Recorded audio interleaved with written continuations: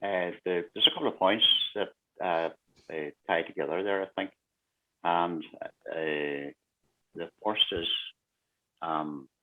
blame on the reactionary nature of working class areas and in the north, and it was answered by John, really. That they're becoming more and more confined to a, the hardcore working class areas. But one of the things you notice about elections in unionist areas is that the turnout among youth is getting smaller and smaller, and they have a problem with mobilising this. But as John said earlier on, the way that they traditionally mobilised the Protestant working class was by hitting their neighbours over their head and taking their stuff, and that's increasingly difficult to do. And not only that, their discrimination in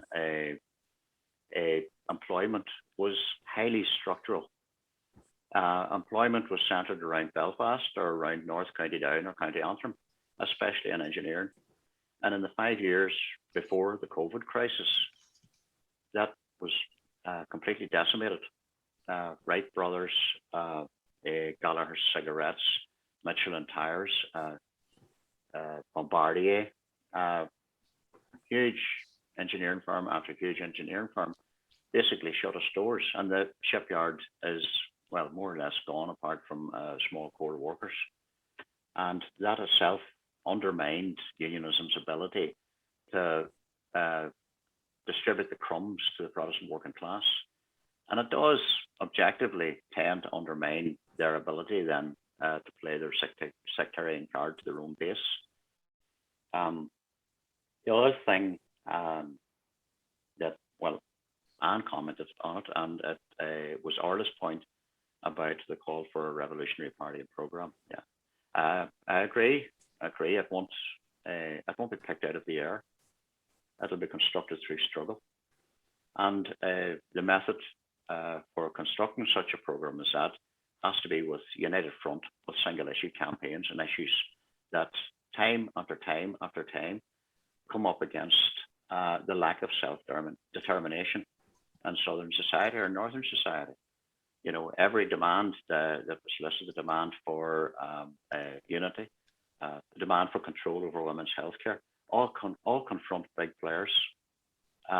Even wage raises, even the simplest thing, like bus drivers going on strike because their routes are being privatised and their wages are being squeezed down, comes up against an agreement between the IMF, the ECB, and the government. So it ties in as well with what sort of a wave of resistance is going to produce a revolutionary working class. And as in the past, the revolutionary events here are going to be determined by what happens in other places. Big strike waves in America, big revolutionary movements in Europe. The United Irishmen were a response to the American and French revolutions. Even 200 years ago, that was the case.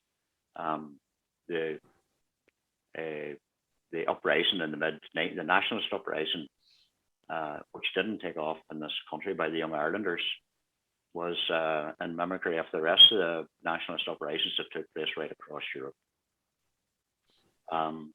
It's a global economy and global politics that we live in, so all these things have an impact then on the working class here, on what they see as possible.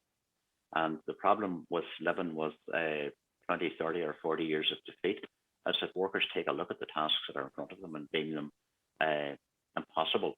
So they accept the second best deals that they get when it comes to wages, or when it comes to the provision of healthcare or housing or anything else. They think that is all that can be done until all of a sudden everything changes.